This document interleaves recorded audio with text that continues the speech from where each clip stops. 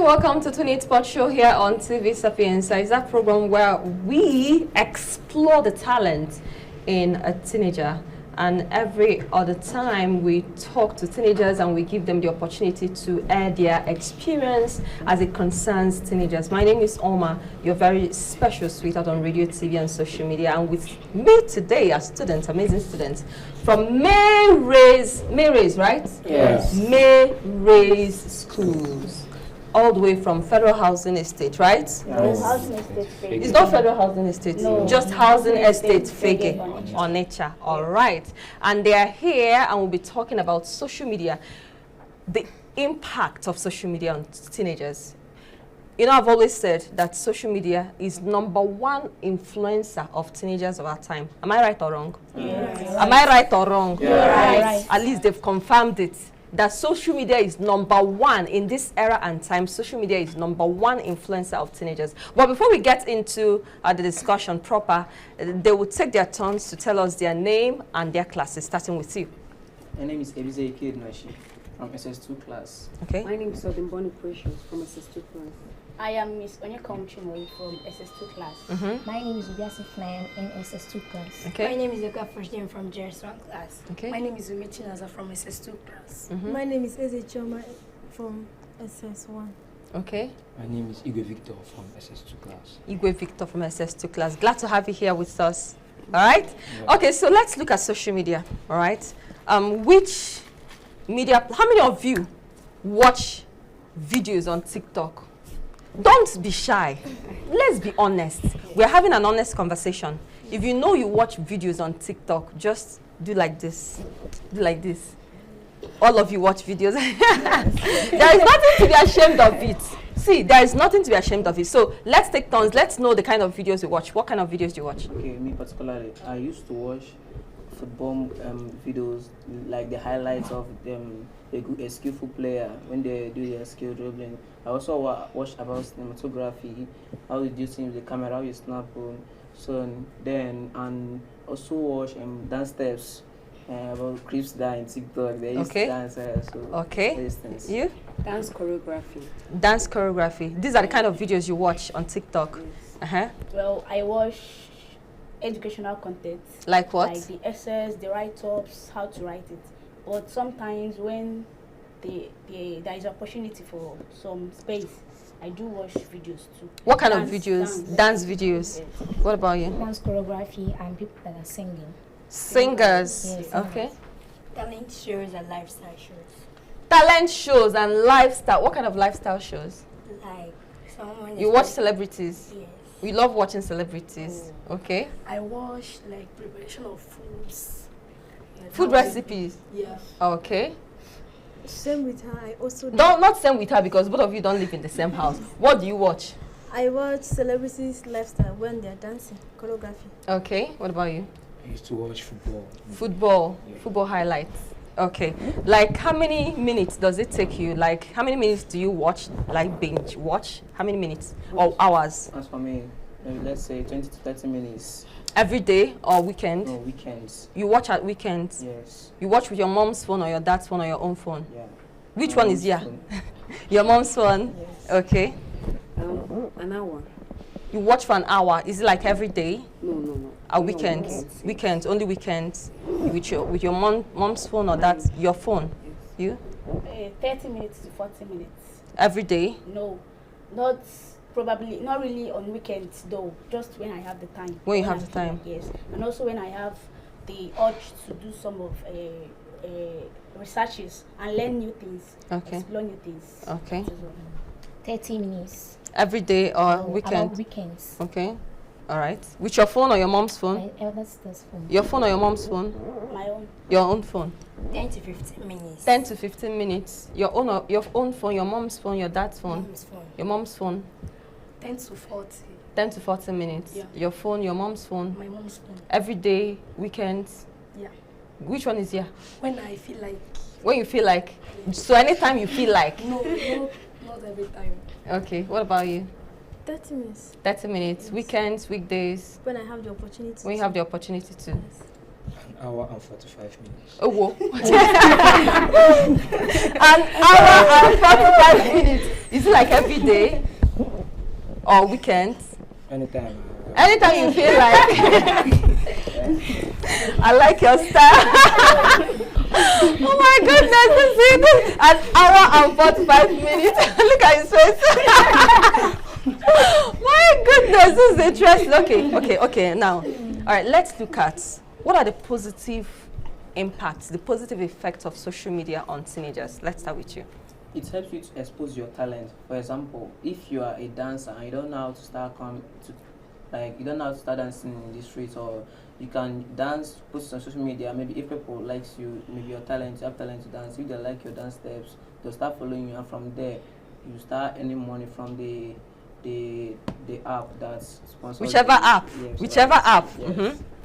Okay, in my own opinion, it serves as a platform for self-expression and social interaction. Self-expression and social interactions. Yes, Yes. social connectivity. Social media facilitates instant communications, Okay. allowing teenagers to stay connected with friends and families, regardless of geographical distances. Okay.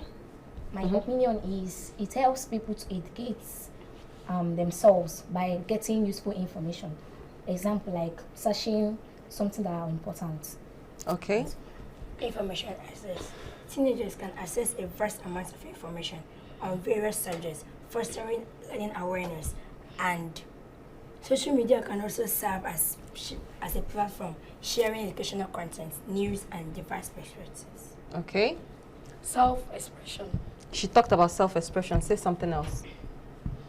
Okay. Be thinking of what to say. I'll come to you. It helps to educate the teenagers because once they are given homeworks or assignments that they do not have. Is it Google or social media? We are talking about social media.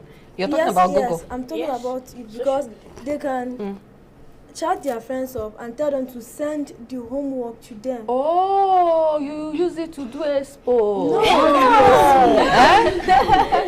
No, it's not. But she said you can chat your friends up. Maybe Yes, like on homework. Yes. That means you will not do the homework yourself. No, in a situation Like where you you're studied, absent. you Yeah, studied the absent from homework school. that was given to you. Okay. Yes. When you're absent from school. Yeah.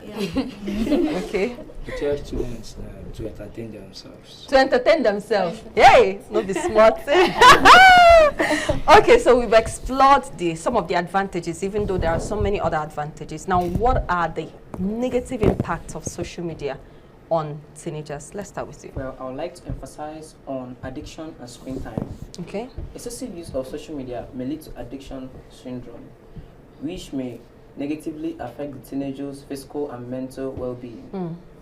Also, prolonged screen time may interfere with sleeps, physical activities that you are supposed to be doing at the right time where you are living, and you are left it and was making use of social media from platforms, and face-to-face social interaction. So it interferes, and sometimes it interferes with sleeps and physical activity that you are supposed to do, or you procrastinated it. Okay, because of the social media. But in my own opinion, it encourages hacking among Hacking? teenagers. Yes. Okay. Like that's a situation where you log into someone else's account. You are not the authorized user. So maybe I've seen a situation where people, like, they use cheat codes to gain access into other people's accounts, and doing so they spread virus inside the software. So social media is a platform that encourages hacking among teenagers. Quite interesting. Well, I want to talk about low self-esteem. Okay.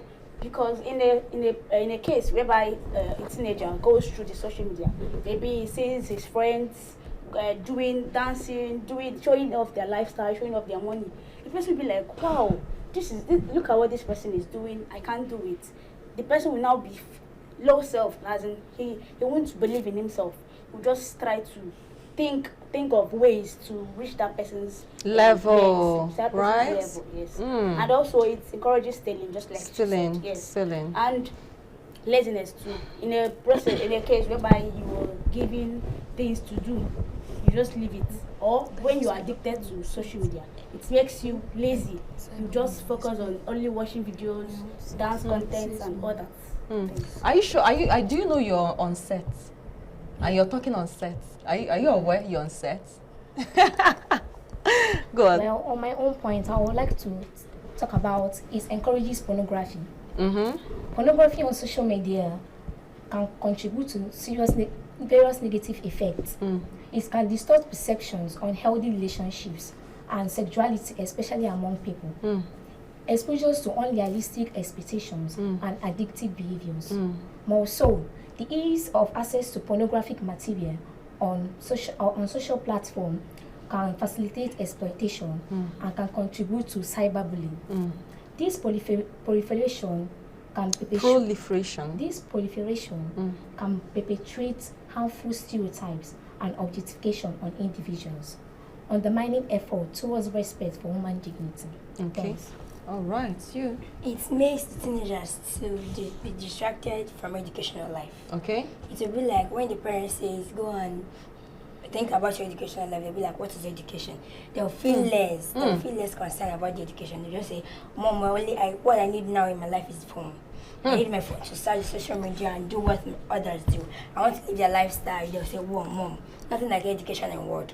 Nothing. I don't need it. It's just what I need now is my phone. Ha! Hey! Hi! Yeah. Okay. Okay, I would like to talk on stereotypes. It makes them to believe what they do not know. Like, they'll believe in things that does not exist. They'll watch things that cannot add meaning to their life. You? Cyberbullying. This anonymity provided by social media can lead to cyberbullying, causing emotional distress and impacting the mental health of a teenager, making it crucial to address this issue proactively. And most of the times, you find out that the rate of food burning nowadays has increased. Food burning. Yeah. When you're cooking, your food burns. Yeah. Are you serious? Yes. Are you serious? When you're pressing phone and you Okay. The majority of the causes is because of the phone, the addiction to social media. yeah. And also, talking about teenagers that have been exposed to early, when, as in, their parents will be rich, so they give them license to all the things they need, like driving. And most of the time, when they are driving, they also engage. Too. Yes, a teenager also does it. A son of a wealthy man can also drive. And you find out that when they're driving, they might be pressing phone and driving. Yeah. And they are on social media, so it can cause accidents. Yes, and and of course we know where it leads. We know where it leads. Yes. Yes. Some teenagers use social media to enter bets. To bet. Footballer. Tell us. Like most of the time, teenagers enter their phone and enter into a pyramid to start playing sporty bet Nigeria. Or like they enter into this bet app. And when you tell no, I don't play. When you tell them, they say they want to make money. They just want to quick money syndrome. They always like to enter this app and do because they saw their friend doing this and enter. Even if they don't know that thing is even eating their money. Yeah. And they will be entering into that bet. I've never heard it like this before. That social media teenagers do betting. It's because you're a footballer. Thank you for telling us. But sincerely, let's be honest, more honest right now. All these negative impacts, have you felt any of them? If you've ever felt anyone, let me know. Have you felt, no, let's be honest. All these negative impacts that you talked about now, because all of you use social media, have you felt any of them? Doing it. Yes, within yourself. Experiencing it. Have you experienced it? Yes. Okay, let's start. Which one have you experienced? I've experienced it in the process. That was when I was still with my phone, but now I'm not with it again. Okay, you used to have a phone. Yes. Okay, but now you're no longer with a phone. You no longer have a phone. I gave it to my mom. Oh, give me 5. Give me 5. Please, a round of applause for him. He gave his phone to his mom. You see, you. Okay, so what happened that you had to do? During that time, it was such a distraction. So when we are asked to warm a soup, so a soup that afternoon. So we went to warm the soup. So me and brother were going to eat. So I put the pot on fire, then put everything. Then I left the soup and went inside our room. Sat down. Then it was not even video I was watching. It was game that I was playing this and I got fascinated by the game. I even lost concentration. And the food burnt. and the soup burnt. So my dad came out and was like, "Who is burning this thing? This boy." So when he was coming, he came into our room and he was like, "Give me that phone." I was like to myself, how does this man know that I was pressing phone or this and that? So, but before he was coming inside, I've already hid my phone under the pillow. So it was really good. He was like, "Give me that phone. I know you hide it. Give me the phone." So I was like, okay, let me give it to him. He took it. He went out and told me that this soup that I burnt, that he was eating. So he took my phone and gave it to my mother and told my mother. And that was it. And on your own, you decided you were not going to collect it back again. No, I decided to leave for the meantime. I think that's better for you. I think so. That's really better for you. That's better for you. Okay, so which one have you experienced? Not really experienced much. Tell us the one you've experienced. No, more serious note, I just started using. Okay, you just started using your phone. Because I'm not the only girl in my house. Some of my other sisters, they've all left. Yes. Okay. Okay, but at least from what we are saying now, you're going to use it with caution, right? Yes. Right? Yes. Good. Which one have you experienced? Well, none, because my phone is under strict parental guidance. Okay, it's your. When do you normally use it? Yes, I take permission. Like for my assignments, I do tell my mother to release it for me. Okay. When you're done with the assignments, you give it back to her. Yes, it's under her control. Okay. What about you? I've not experienced that because I don't have a phone. Okay, you don't have a phone. You use your aunties that be your sisters. Sisters' phone. Okay. What about you? Okay, you don't have. What about you? Okay, you don't have. What about you? So which one have you experienced? I used to see my friends. You used to see your friends. You used to see your friends. Tell us, haven't you experienced something? No. Okay, you don't allow the phone to control you. It does not. Oh. Okay, you don't have phone. He controls the phone. Okay. Now, quickly. What can teenagers do differently? We know that this is the information age, right? Yes. At some times you'll be giving your phone to do your assignments, right? But what can teenagers do differently to ensure that they use the phone positively instead of using it negatively? All right, let's start as we conclude. For example, if you are given an assignment, you must not always depend on the phone. For example, my sister now, she like when she will begin an assignment, she will be like, "Mommy, give me your phone, let me search it in Google." I'll be like telling her, "No, it's not good. Sometimes you're supposed to use your textbooks, your notes. Then if you don't have textbook, you tell daddy to buy it for you," and she'll be like telling daddy that. Are you the first son? No, it's second. Okay. So, you act like a first son. So she'll be like telling me, "I've told daddy, and daddy do not want, but he said I don't have money." So I'll tell her, keep telling him, because if you don't, he'll be like. He'll be like, "You're not serious," or you are always using your mother's phone. So you prefer when an assignment is given, they can actually look for it in the textbook, yes, instead of going online. And when it is not in textbook, then you can now go online. Okay, yes. The alternatives, you. Okay, in my own opinion, like there are some apps that are rated 18. Yeah. So I've discovered that some teenagers used to log into it, that they are not on the authorized age.